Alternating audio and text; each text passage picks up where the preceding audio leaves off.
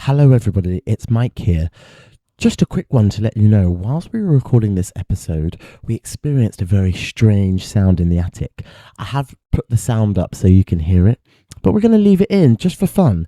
As always, it is a horror podcast for horror fans, so expect strong language and spoilers ahead. Mike, are you ready? Wow, this is different. But yes, I'm ready. Okay. House at the end of the street. Woodburg. That's the name of the town. Because I was like, oh, if I lived in a town, Woodburg would be a cool place. No, it's not called Woodburg. It's not called Woodburg. It's not called Woodburg.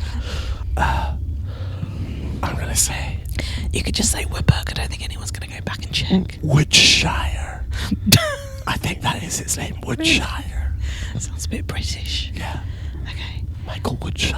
Woods.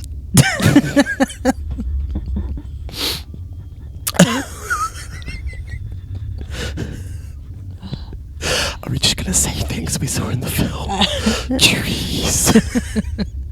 Bad acting. Guitar. Nasty neighbours. Carrie-Anne. Basement. Identity. Tampons. Contact lenses. House at the end Of the street.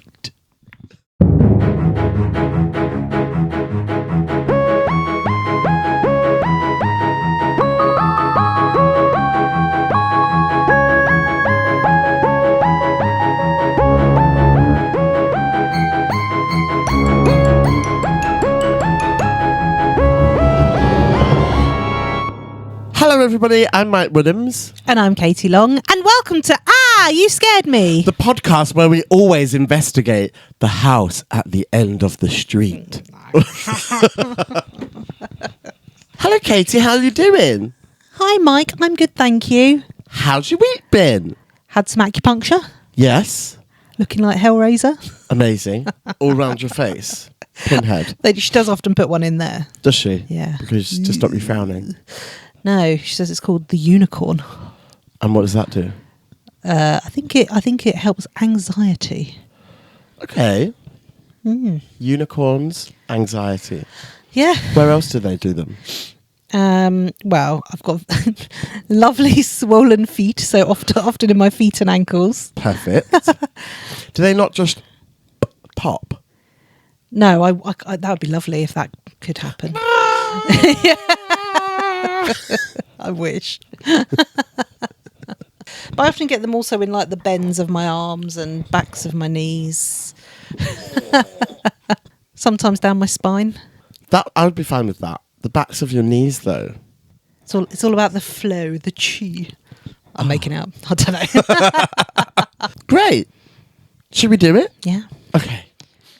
So, this week's film is House at the End of the Street. Not the house at the end of the street, just House at the End of the Street. Why does that make a difference? It just does to me. Oh, okay. It's not a different film called that. No, or maybe there is. Oh, I thought this was a remake, and it's not. No. No one would remake this. No, I know.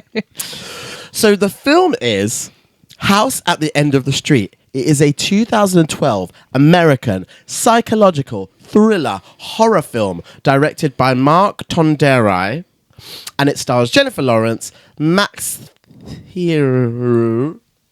How are we saying his name? Max Thieriot. Or Thieriot. Thieriot. It's not been in anything else, doesn't matter. He has been in loads. What? He's been in loads. Oh. And Elisabeth Shue. So Elisabeth Shue, actually, I've been in a bit of an Elisabeth Shue world recently because I started watching The Boys again on Amazon, that superhero thing, and she is in that. And then I was like, where do I recognise her from? Know her face, know her face, know her face. And the thing I recognised her from, she is in The Hollow Man with Kevin Bacon. Yeah. Do you know what other film? I don't think you've seen this film. Try me. So what other film she was famously in? No. She plays Jennifer in the Back to the Future franchise. She is Marty McFly's girlfriend. You've not seen those films. Just the first one. So she plays the girlfriend. Yeah, not that many. I've watched it maybe twice. Actually, maybe she's in the second one and not the first one. It's your kids, Marty! Anyway, Elisabeth Shue! Hooray! This film was actually released the same year as Hunger Games. So Really? yeah, so obviously Jennifer Lawrence had shot to stardom. Now, a lot of the things that I sort of found about it say it wrapped in 2010 and that they sort of delayed the release to give space for Hunger Games. But it feels more... Right way round. No, but it feels more like they went, we've got Jennifer Lawrence, she's now going into this Hunger Games franchise, Yeah. which she started filming after this film. Right. She's going to be a huge star. She's the lead. Let's delay the release of this film. Because I do remember when we watched this, and I feel we might have watched this at the cinema together. Yeah. Jennifer Lawrence went from Hunger Games, and this was her next film. And I do remember being a bit like, why? Why did you do this? Like, that's a weird second film. But as a filmmaker, good choice. Yeah. As a filmmaker. And actually, the director, I think, is a British guy. He's actually had quite, like, he's an actor. He's done had quite a varied career, I think. Most of it better than this. Can you give us a little overview? Yes, I can. Newly divorced mother and daughter moving to a new place, and they quickly find out that the reason the house they've moved into is as reasonably priced as it was is because there was a double homicide at the house at the end of the street. What? So, first section, the opening. It's quite a quick one. It's a good opening. It is a good opening, actually. She's like, you just see this girl, don't you, like staggering down the... Yeah, and what appears to be two very normal parents in bed having a chat before they go to sleep. Yeah, two normal parents going to sleep. Yeah. Nothing much is happening. Classic, there's thunder and lightning. Oh, I didn't notice that. Always thunder and lightning. Yeah. They do this weird shot, and maybe this is from watching too many horror films / too many like horror parody films. Yeah. Whenever there is a shot between someone's legs, I'm like, they're gonna piss. Yeah, that's so funny. Like, that is kind of where I go, but I didn't. They're about to wee. Yeah. Isn't that what you think? Because they do a shot. I was like, oh, she's about to wee, and then she didn't. I was like, oh, or like that bit in Teeth where, you know, it's like Yeah, something falls out. And I think it's like in Scary Movie, isn't it, where she's about, and then she just doesn't stop weeing for ages. Yeah. That was my first thought, and I coming away from that opening bit, the bit was like, oh, she didn't pee, and you thought she was gonna. Yeah. Weird though, right? But all we see is she's like staggering down the corridor. Yeah, she does. She seems a bit like out of it, doesn't she? Yeah. The thing that actually, I think when the film opens, you're like, oh, this is going to be a film about possession. Yeah. She's possessed. Yeah. Because obviously when you're possessed as well, your hair is always in front of your face. Yeah. Can you do like possessed hair for us? Like staring through it like that? Yeah, that's really good. Let's just hope I get possessed at some point so I can make the most out of my hair. When we were at school, did you ever used to gel those bits? Like, do you remember with the girls that like gel? Those? Probably. Like a Spice Girl. Yeah. Antennae. Yeah. So, and then we sort of, there's a sound at the door, isn't there? And she like flies. She knocks over a lamp as she's coming down the hall. Clumsy. Yeah. I think the mum goes to see what's going on, doesn't she? Yeah. There's no like panic, but she goes out into the hallway and closes the door behind her. Yeah. Carrie-Anne, the girl, comes at the mother with a machete. What household doesn't have a machete? Yeah, exactly. I was kind of like, like kitchen knife. completely normal. That's how we cut our veggies with machete. Much quicker. Yeah. But That's yeah, how she cuts her mum. we just sort of see her lunge through the darkness, don't we? And then actually, this shot that I do like is because we're then like under the bed, and actually all you just hear is the sound, The struggle of the dad. Yeah, and then the feathers come down, and then And a bit of blood. a bit of blood. And yeah, I guess you're like, oh, so if we've got feathers, she's through the dad now. Yeah. That's the opening. Yeah. Quick, short, sweet. Then the film gets shit. So we're going to skip over the next like 40 minutes of the film because it is just like people wandering around woods, meeting neighbours. Do you know what I mean? It's Well, let's just give a quick synopsis of kind of what happens in a high few synopsis. minutes. You've got Alyssa and you've got Sarah. They move in. They find out the house was cheap because of the killings that went on next door. The old killings. Next door is not like the next door you'd have here. It is like half a mile down the street. Yeah, and here's the thing, right? First issue where I have slight umbrage. Yeah. House at the end of the street. You think a residential street, creepy house at the end, probably made of wood, always has lightning behind it and crows. That's what you want. Yeah. Surely. You don't want some rural community where the street is actually like... It should be house at the end of the dirt road. House at the end of the dirt road. P.S. There's only 3 houses on this road. Yeah. Annoying. Do you know what I mean? Yeah. It's kind of less impactful. Agreed. Yeah. Alyssa and Sarah meet a load of neighbours. Turns out there is still a boy living there who is the son, who there was no reference to in the beginning. Yeah. But that gets explained. Yeah. He was apparently sent away to live with his auntie. Yeah. Although as to why is unclear. And he was away when the killings happened. And after it, he moved back into the house and now lives there by himself. Yeah. In addition to Ryan being there, we also learned that Carrie-Anne ran off into the woods and was never found seen again. Yeah. And that's just accepted. Yeah, that's accepted. They assume she died. The legend locally is that she still lives in the wood, and so whenever you see Alyssa wandering through the wood, you're like, ooh, she's going to get Carrie-Anne. Right. Yeah. Can we just talk about the name? Carrie-Anne. Hate it. Well, it's like it's an American sort of thing, isn't it, to have two? Do you think it is right for parents to give their child a double barrel first name? Do you think that is a nice thing to do? Can you imagine if I was Katie Sue? I think it's fine, depending on what the names are. I've got to be honest, I don't think it's ever fine. What would be your double-barreled first name? Michael Danny. Danny Mike. Danny Mike. Yeah. Yeah, it doesn't really work for boys, does it? It's more of a girl thing. Yeah, I mean the only name that seems to work for boys double barreled is Billybalb. Isn't it? I don't know. Or if you have it, you could have it but abbreviate it to the initials. What, BB?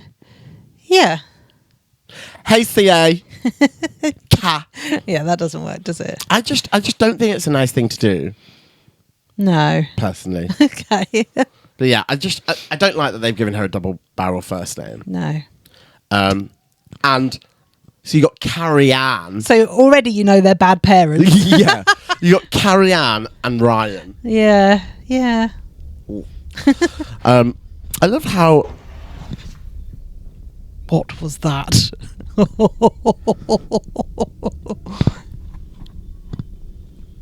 What was that? Scotty! This has just gone off. What happened? I don't know.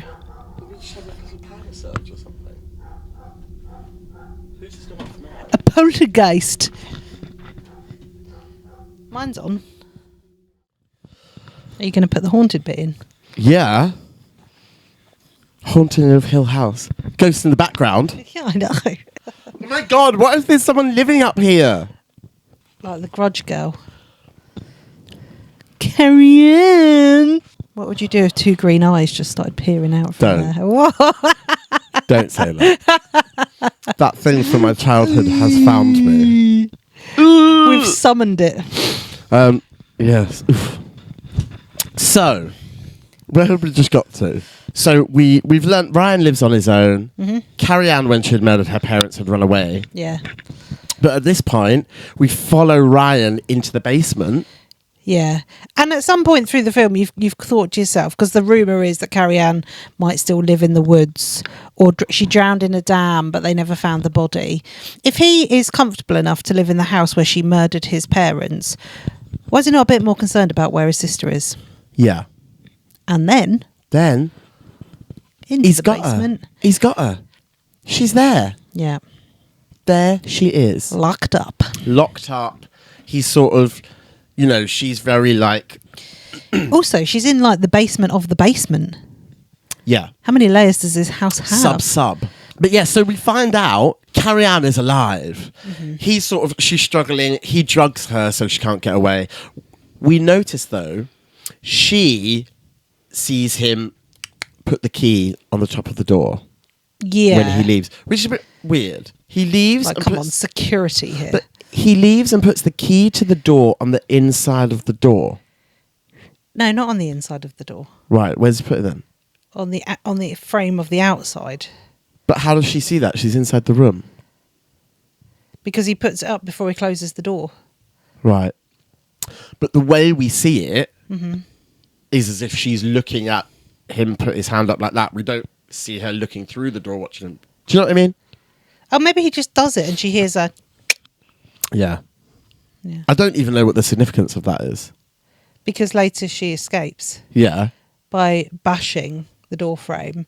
She's got a piece of card underneath the door and the key falls off. And then she pulls it back under. Okay. So it's significant. It is. I was mulling around doing other things while this film is on, I'm not going to lie. Did a bit of ironing. It was one of those. I Book. was like, I'll clean the kitchen as I do it. What I will say actually is, if you've seen the film already, just listen or watch this. If you've not seen it, it's not the best film in the world. The thing is, but it's better the first time you watch it and you don't know what's going on. So don't listen to us talking about it if you've not watched it. The thing is, the film is not a bad film. The issue is the film was marketed as horror and it is at best a thriller. Yeah. Do you know what I mean? Yeah. So from that perspective, it is actually a fine film. It's just not what they said it was going to be. Fine film. It was like when they were like, go watch Downsizing. It's a comedy, and you watched it and it's not funny at all. No idea what that is. Do you know when the people get small? Borrowers. Yeah, the borrowers. Quality that was. The next significant thing that we find is what happened to Carrie-Anne. So we sort of find out, we have like a little flashback, don't we? Mm. And Ryan is basically sort of telling us the story of what happened to Carrie-Anne to make her... lose her mind. Yeah, to make her in a position where she would kill her parents, basically. Yeah. From Ryan's point of view. From Ryan's point of view. So it turns out the parents aren't quite so savoury. I think they're parents are quite so savoury. They're drug addicts. Yeah, so we sort of see, don't we? We basically see. He sort of explains him and Carrie-Anne are on the swings. Parents are off their nut inside. Yeah, and then we sort of see the parents. These, like you said before, these that we thought were like normal looking parents. Yeah, were actually. Unsavoury, getting high on the inside of the house. I mean, my question to that though, that I ask is like, is that true, or is that kind of the story he is telling at this stage? Yeah, or actually ever? I think it probably is true. Why are they Either dead? way, they're not good people, are they? Well, I guess ultimately we find out they're not. Maybe not, but. Yeah. But essentially what we find out, they're on the swings. She tries to hold his hand as they're going. Falls off and donks her bonce. Yeah.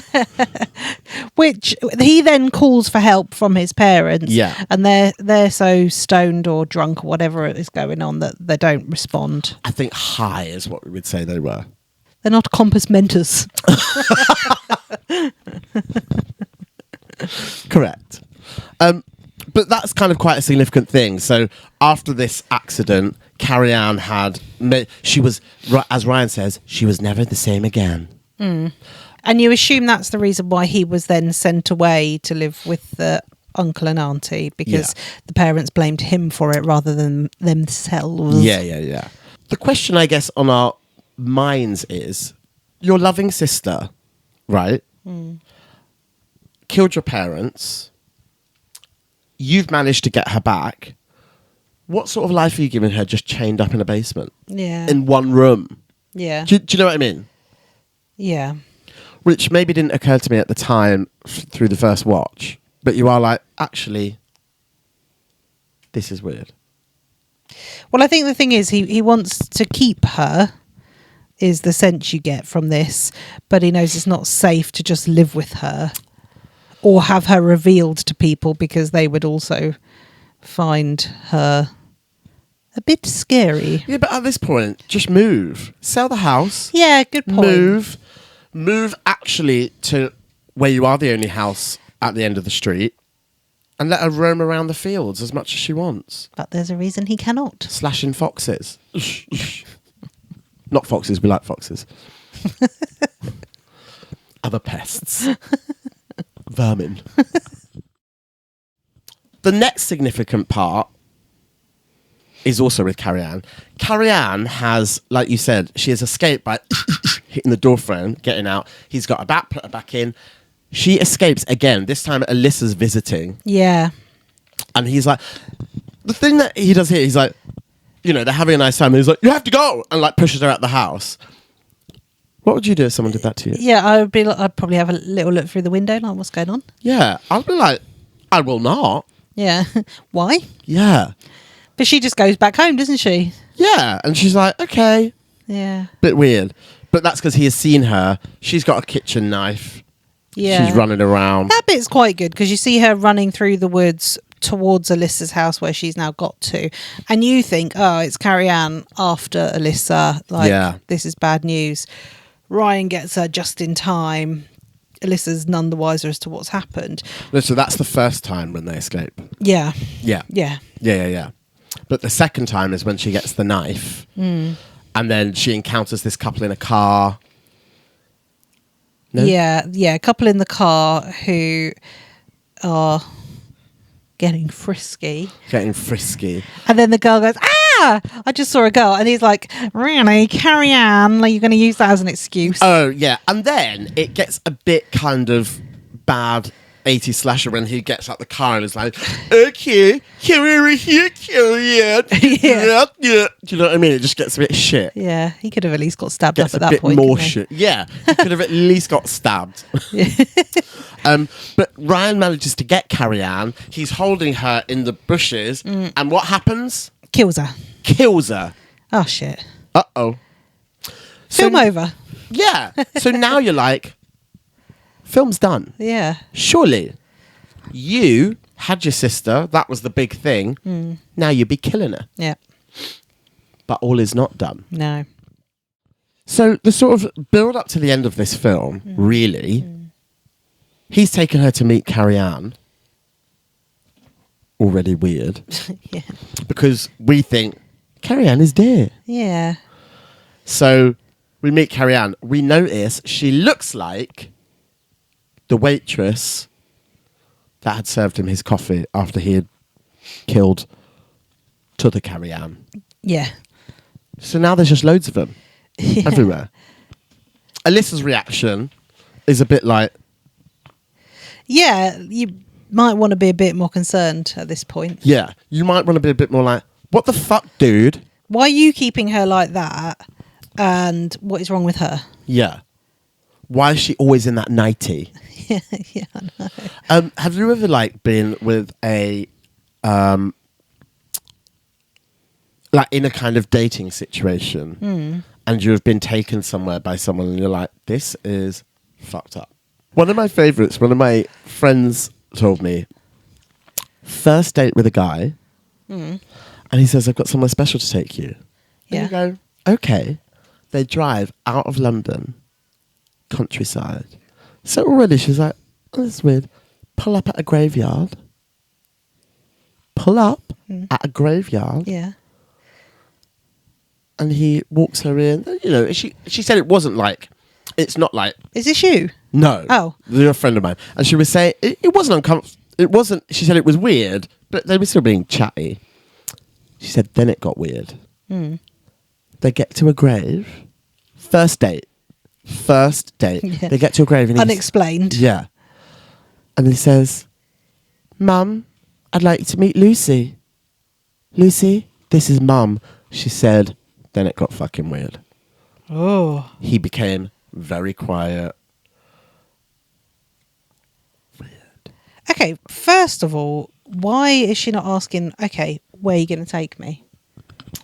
I mean, I think back then, back in the day, I think you just appreciate getting out of London and having someone paying for you. Oh, that is... Did she get murdered? No, she was fine. She told me the story. Oh, yeah. Telling me it had a seance from beyond the grave. Do you know, one of my weirdest dating things, actually, this is one of them that I can think of. I remember going on this date with a guy. We went to a restaurant, and you know how I eat. Yeah, yeah. Quickly, Inhaled. quickly and Who wants dessert? quickly and quietly. Stop talking, just eat. Oh God, I remember. Do you know, like, do you know, right? When I remember going to like date. This is side story to my side story. Do you know when people are eating and they eat and they're like, and they put their knife and fork down to talk? I'm like, I do that. the difference with you is you know me well enough for me to be like, if you're finished, I'm still going, it's fine. yeah, I'm doing what I'm doing. When you're trying to make a good impression and you see people put the knife and fork down and you're just like, oh my God. Because actually what I have to do with a lot of these things, especially if it's people I don't know, I try and Match. follow them. Yeah. And I remember this one person, they kept doing it. I was like, oh my God. Oh my God. And I was so hungry. And I was like, it was unbearable. It was making me so mad. It's a shame that you and my husband have never dated because he also eats at speed. But he also, if we're at a restaurant having dinner, I might be trying to talk to him. Yeah, stop talking to me. Just eat. And he just doesn't respond. And I'm like, you're right. And he's like, oh, sorry, I was eating. Like, he just can't hear when he's eating. You two would just have a lovely time. You'd just sit there, dead silent, guzzle up your food, and then have a nice chat. You would just hear. Yeah. But no, this particular date, we're there. I've eaten, you know, and me always room for more. So it sort of gets to dessert, and I can see him being like, all like woozy. And I actually, did you drug him? I actually at first thought he was like leering at me. Me, someone's having a medical emergency. I'm like, are you giving me the eye? But you know, it just became a bit too much. Like it became too like leery, and I was like, "Are you okay?" He said, "I'm really sorry. I'm diabetic, and I was trying to keep up with you, and I've eaten all the wrong sort of food." I was like, "Oh, no. Mate, what are you doing?" And that was it. End of the day. It was done. Who was that? Just this. I wouldn't know. No, you wouldn't know him. And who was the girl? A girl that I work with, you wouldn't know. Oh, so annoying. Sorry. Yeah, these are actually like not code names. They are strangers. Yeah. They were weird. There's some weird dating stories. God. I mean, when I was at university, I dated someone that jumped out of a bush at me. He just kind of came out of nowhere and was like, "Hi." And it was love at first sight. We dated for a while. Wow. Was that the robber? No. Yeah. I thought you were saying the name then. No. He jumped out of a bush, then stole your possessions. Not immediately. And you were like, I just love him. Not immediately. I don't think we ever said I love you. Thank God. Yeah. So anyway, the weird date. Alyssa's like, oh, I've just met your sister who's, supposed to be dead and all this. Yeah. Weird. Accepted. Yeah. And as she's sort of on the way out, because I think she's a bit flustered by that. Yeah. She finds a contact lens in the sink, and she kind of looks over to the bin and notices there's a thing. Then she thinks, only logical explanation, let's rifle through his rubbish. Gross. But then does she also find ID or something for her? Yeah. Then she no. Then she finds the purse of Penny. who is now Carrie-Anne. Yeah. Which has her driving license or something inside Yeah. it. And it becomes clear she's not Carrie-Anne. Yeah, so we're at Carrie-Anne, well, that we know, we're at Carrie-Anne number 3. She goes to leave. Ryan's like, nah, you can't leave. I want to make you Carrie-Anne, but I can't have you as Carrie-Anne when there's already a Carrie-Anne there. I can't have you and her. Yeah, no, calm down. It's just weird. Do you know, do you think he always wanted to make her Carrie-Anne? I don't know. But I guess this is the definition of mental illness, that you don't make logical decisions. Yeah. Because you could have had that woman in the basement and her as your girlfriend. Yeah. It would have been fine. Yeah. It wouldn't have been fine. She seemed to be accepting it. Yeah. We all have a partner and then a basement partner, right? He's not the girl in the basement isn't his partner. No, but you could have A girlfriend and a basement prisoner. basement. You're quite right. He's got Alyssa in the basement. Mm-hmm. He decides he is going to get rid of Peggy. Yeah. Not Penny. Yeah. I'm really sorry. Gonna get rid of Peggy, and he basically reveals that Carrie-Anne died that day on the swing set, and it was him that killed his parents after they basically blamed him for the death of Carrie-Anne. Right. In all of this chaos, Elisabeth Shue, the mum, has been like, she's not answering her phone. She must be at Ryan's. Officer Weaver, who we've not mentioned, but no, but has been defending Ryan throughout. Has been defending. He goes over. He discovers what's going on in the basement. Ryan gives him a good old stabbing. Yeah. He's dead. He's dead. Oh. Alyssa's been replaced. Yeah, but she's managed to free herself. She manages to Burn her arm. Yeah. To get out of the restraints. I mean, what's the point in that when you could have just locked the door? The last shot we get is probably the most revealing of the whole thing. It's the loose twist. The loose twist. Now, when you first suggested this film, I was like, oh, I don't remember much about it. You said, me neither, but I just remember you taking the piss out of it. Which I do remember, but I couldn't remember what I was taking the piss out of about. And then you watch this last scene. I was like, that. Yeah. That's what I was taking the piss out of. But we basically, it's almost done a bit home video-y, isn't it? Yeah. And it is a shot of, well, we firstly see the shot of Ryan, direct to camera. And then this memory home video footage moment. Where it's revealed, happy birthday to Carrie-Anne. And you see this little girl that they're singing to. And what does he say? Well, no, but wait. The mum says, blow out your candles, Carrie-Anne. Yeah. And he says, not Carrie-Anne. Yeah. And then we just see her go, yes, you are, or something, and slap him. Yeah. So it's basically revealed they were making him be Carrie-Anne. The girl we had seen at the beginning was actually a young Ryan. Yeah.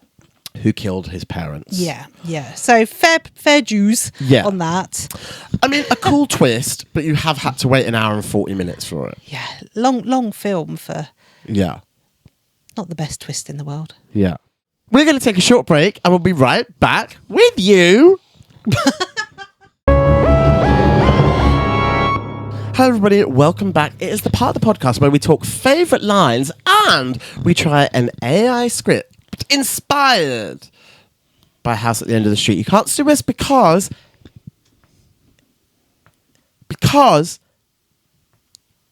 I say it every week. Because it's because it's because it's because I don't know. it's because it's. Why are you talking? Why? I don't know. You can't sue us because it's AI. No, do it with me. You can't sue us Because because it's no. You can't sue us because it's AI. I didn't realise that was it. I thought you were going to like do a riddle or something. Could you not tell through my eyes? I was doing a lot of eye talking. A lot of Justin Long. Lot of Justin Long. Favourite lines? It's very difficult to pick favourite lines in this. There wasn't any kind of clangers. Well, obviously the classic. I'm not Carrie. Yes, and that's the whole reason why I suggested we watch this. I just remember you doing that over and over as we left the cinema. Yeah. But there is a point at which her and her new girlfriend are chatting about the other dude whose name I can't even remember. Yeah. And Brandon or something like that. one of them says he's a dick, and then Alyssa goes, "He's worse than a dick. He's a dickhole." Yeah. Which is like, calm down. yeah. Is a dickhole worse than an asshole? I would have said not, but script. I've got some lines. I just assumed that it was so shit that you wouldn't. So Alyssa says to her mother, imagine if you said this to your mum. You know, just because you were some wasted slut in high school doesn't mean I'm going to be. I mean, your mum's quite a calm lady, actually. I couldn't say that to my mum because it wouldn't be true, but it might be true of Alyssa's mum. Yeah. But still, Yeah, a bit harsh. if I spoke to my mum like that, I would have had... Your teeth knocked out. Yeah. Yeah. But I don't know. I there's a little bit of me that feels sorry for Alyssa because she's obviously a bit fed up with her upbringing. We're very fortunate. Katie, that is so true. You're very right. From our favourite lines of House at the End of the Street to an AI script. That's kind of neat. It's AI script time. Characters. Kelly, early 20s, nervous, but trying to stay calm. Ryan, quiet neighbour with a troubled past. Setting. Ryan's kitchen at night. Rain taps against the window. Oh, who do you want to be? I think I'm more of a Ryan. Okay, you should get my Kelly on. Don't pretend like you even need to try. It just comes natural. Pulls out the wig, puts on. Ryan's kitchen at night. Ryan taps against the window. The power flickers occasionally. Why? God, these AI scripts have a really they're obsessed with faulty power. Yeah. Kelly has just discovered a locked basement door. You said you lived here alone? I do.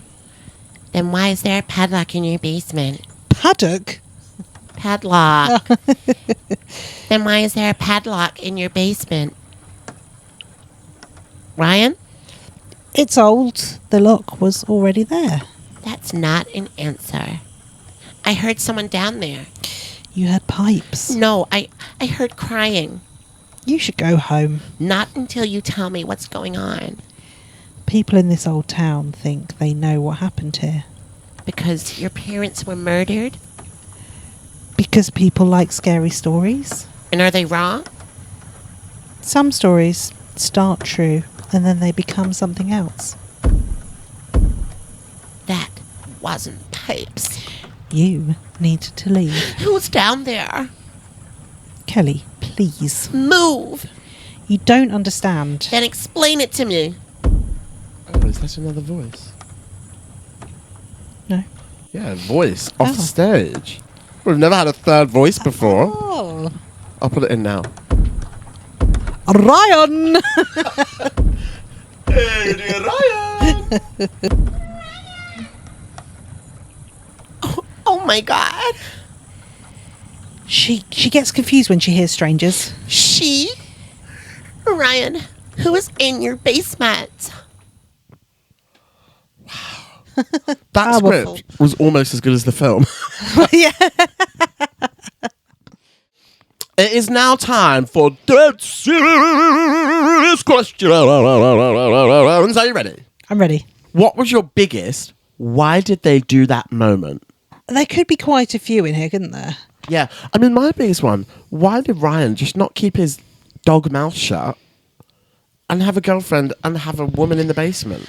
The thing is, right, he became unstuck because he wanted Jennifer Lawrence, Alyssa, and he was like, I can't have you and a woman in the basement.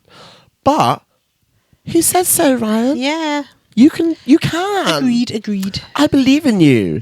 You can have a woman in the basement and you can have a girlfriend. And she was even going to accept it when she found out. Yeah, there is a historical tradition of men having women in basements and families. Yeah. Why did Alyssa keep having dreams about being in the woods? Like, what is that? Did she? I thought she was just in the woods. Well, no, because it would cut to that, and then it would just be like, why was she? Why was she in the woods then? Because there's a wood between her and Ryan's. But there was a bit, wasn't there, where she's like, I'm just going to explore, and then she's just walking around the wood for ages.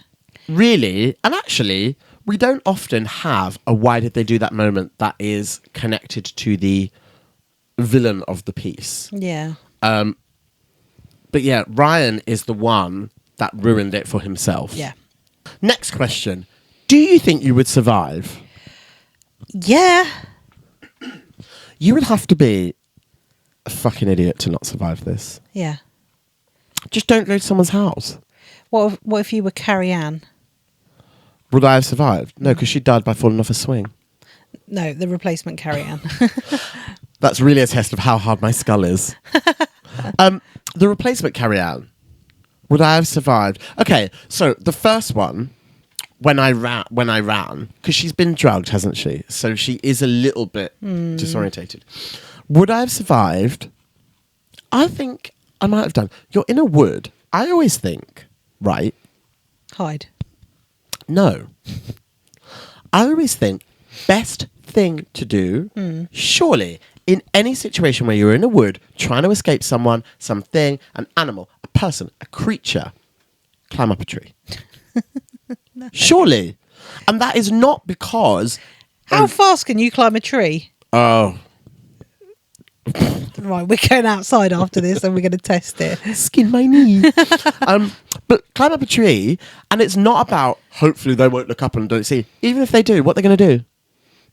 What are they going to do? Nothing. You'll just be up a tree. If they climb up after, you kick them down. You make a lot of noise climbing up a tree. Yeah, but it doesn't. The point is, if they see you up the tree, it doesn't matter. What if it's a leopard chasing you? Kick it. You're kicking down. They're a better climber than you are. They'd go round you and just meet you at the top. Oh, God, yeah. On the opposite side of the trunk. Yeah. And I just see them coming down the top. The only thing that would make you come unstuck, snake. Oh. I disagree. If you're in the woods, someone's chasing you, run enough so you're out of sight, then stop, then hide. Because anywhere you're running in the woods, you're making noise and creating a trail, attracting them to you. If you're stopped, you're still, you're silent, it becomes disorientating for the person chasing you. They're unsure. They will hopefully just go off. Yeah. If I was Carrie-Anne in the basement, I would do my best to play along with what he wanted until the point that I could work out my escape. Yeah. Or maybe the secret is, once you've escaped, you hide in the house, because the assumption would be that you run out. Yeah. So then you're a bit freer to take your time, like mosey round. Make yourself some dinner, then leave. Yeah, exactly. So, in answer though to would we survive, we'd give it a good darn go. We'd give it a good darn go. We would survive. We absolutely would survive. We would. I just don't think there's any way. Have you seen the size of Ryan as well? Yeah, but he breaks someone's leg. Yeah, but he breaks someone, but he has to put his whole body into it. So, okay, he's a bit callous. But, I mean, I'm short. I'm bigger than he is. Okay. I could do it. I mean, I would love to see the world where he looks at me and thinks, you're the right person to replace my sister. So yeah, we would survive. And if we couldn't survive that, then that's really on us. Too bad. Yeah, if we couldn't escape from a 5'2" skinny little boy, that's our fault. So, we are going to play a little game. Okay. We know that in House at the End of the Street, Sarah and Alyssa have got the rent is a steal because just next door is the murder house. So, we're going to play a game called In This Economy. Okay. And, I mean, the title doesn't really make sense to the game, but that doesn't matter. Okay. What we're going to do is I'm going to give you an advert for some famous horror houses. And you can tell me what film they're from. Yep. Then also, are you going to buy it? Okay. Or are you going to burn it? Great. Let's do this. House number 1. A beautiful 3-bedroom suburban home. But if you take a nap in the master bedroom, a crispy guy in a striped jumper tries to slice you up. Friday the 13th? Oh, crispy guy. Crispy guy. Crispy looking guy. Tries to slice you up. Halloween? If you take a nap. Should I be getting this? Yeah. Oh, shit. Listen again. Tell me the answer and then I'll know it. A massive 3-bedroom suburban home, but if you take a nap in the master bedroom, a crispy guy in a striped jumper tries to slice you up. Friday the 13th? No! Freddy Krueger? Yeah? It's Friday the 13th? Incorrect. That's Jason Voorhees. Oh, fuck. Ow! I'm mixing 2 films up. Nightmare on Elm Street. Correct! Buy or burn? Burn. See, I would go buy because actually... And then Airbnb it. Yeah. No, but he exists in their dreams, not in their house. The house is fine. Just don't sleep in it. Yeah. No, but wherever they sleep, it doesn't matter. He's haunting their dreams. Not the house. Not the house. Ah, okay, fair enough. Bye. Yeah. How about this one? Mm-hmm. A stunning treehouse property surrounded by peaceful woods, but your new roommates are an incredibly intense cult who really want you to be their king. That is Hereditary. Correct. And I would burn it and live in the treehouse. But even though they met in the treehouse at the end, that's where he got crowned. Yeah, but the body's in the attic, isn't it? Yeah. But I wonder if you just got rid of all those cult symbols in there, it would be fine. I wouldn't take the risk. You're living there, I'm not. Okay, I'll buy it. It's a nice house. I'll buy it. With all the miniatures in it as well. Oh, yeah, cute. Cute. Time to play. Let's do a couple more. How about this one? A beautiful, spacious farmhouse out in Rhode Island with immense rustic charm. However, the clocks permanently stop at 3:07 a.m. The cellar door opens itself, and an old woman named Bathsheba likes to play hide and clap in the dark. The Conjuring? It is The Conjuring! Yeah! I'd burn that. I'm not living there. Yeah, that was a pretty scary one, isn't it? Yeah, there's just no way. And you could argue it's attached to the person, the demon, but not for me. Not even the people. What the husband and wife could sort that out. Yeah. Yeah, it's not good. Let's make this the last one. A classic retro property with great vintage charm, but the manager is a bit too close with his mother and likes to hang out in the showers. Psycho. The Bates Motel, correct. Buy or burn. There's been a dead body in it for quite a while. There has, yeah. But you are buying the house and you get a business. You get the motel. That's true. Get the deep cleaners in. Buy it up. Yeah. And actually, a lot of the murders occurred in the motel. True. So, and you've not got to live in there. No. I think I'd buy it. Why not? So, the thing we've learned is that we will be buying most of them. We're going into property. Yeah. Fun. Next question. Where are we going to put our baddie on the scarometer? Ryan. Yeah, Ryan with his 5'2" Ryan with his good teeth. Should we put him down 2-ish? 1.5. Ooh. 1.5. He is not scary. He is just a man. You would rather face a Sharknado over Ryan? Yeah. Oh. I would rather... No. I would rather face a Ryan over a Sharknado. Yeah. The Sharknado is miles more scary. Do you know, having this Ryan on the scarometer makes me want to readdress the whole scale of everything. Okay. Everything needs to move up a place, I think. I think this also tells us that what we're going to do next is some slightly more scary movies. 'Cause we've got a lot down here. Not enough much up here. Yeah. We need to up our game. Yeah. Not human centipede, though. Okay. Because poop and mouth. Scary, not Poop gross. Poop and mouth is an 11. Okay. But yeah, Ryan, 1.5 for me. What are you thinking? 2. 2. Yeah. So he's at the bottom. He's at the bottom. Yeah. Right there. Yeah. Yeah, he's just not scary. He's not scary to look at.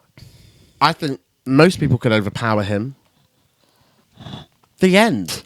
Not that organised either. Last question. What bit made you go, you scared me? Well, the first bit is not a bad opening, to be fair, where you think she's possessed, murdering the parents. Yeah. That's a bit of a scary bit. And maybe the bit where you still believe that she is Carrie-Anne running through the woods towards Alyssa. That feels a little bit tense. Yeah. Doesn't it? At best. Yeah, a little bit tense. Yeah. But even in that moment, just flipping back to the scarometer, that's because you think that the girl might be scary. Yeah. Not the actual person that's the Chasing villain. her, yeah. Yeah. Like, so, but I agree. The opening would be the most, you scared me moment. And then it just goes downhill from there. So just watch the first 5 minutes. Watch the first 5 minutes. Done. Watch the first 5 minutes and watch the last 40 seconds. Yeah. Job done. You've got it. Perfect. Have you got any real life examples? So, this reminded me of something straight away when I was watching it. Yeah. It was actually made into a documentary, this story, called The Imposter. So the story goes, so we're looking more at maybe the this idea that Ryan was forced to become someone else, like, and be, an imposter of this person, or become someone else. So it mirrors the real-life mystery of Nicholas Barkley. In 1994, 13-year-old Nicholas disappeared from his home in San Antonio, Texas. 3 years later, a French serial imposter named Frederic Bourdin convinced the authorities that he was the missing boy. He had different eyes. He had a French accent. So he clearly isn't the person. Here's the weird thing, though. And this is where we get a bit into kind of like maybe how Ryan's parents were a bit strange. Yeah. Eventually they know this person is a well-known fraud who has done this a lot. And the family are still like... Is it because they want to believe it so much, or they're just... The theory, the overarching theory more is that Nicholas's older brother actually murdered Nicholas, and then this opportunity lands in their laps to go, no, he's alive. So this is why they were so actively pursuing it. But like I say, it is I think it might be on Netflix, but it is a documentary called The Imposter. Thank you for listening to You Scared Me. If you'd like to follow us on social media, you can find us at You Scared Me Podcast, or you can email us youscaredmepodcast@gmail.com, and that's with 2 H's, silly. Cheerio.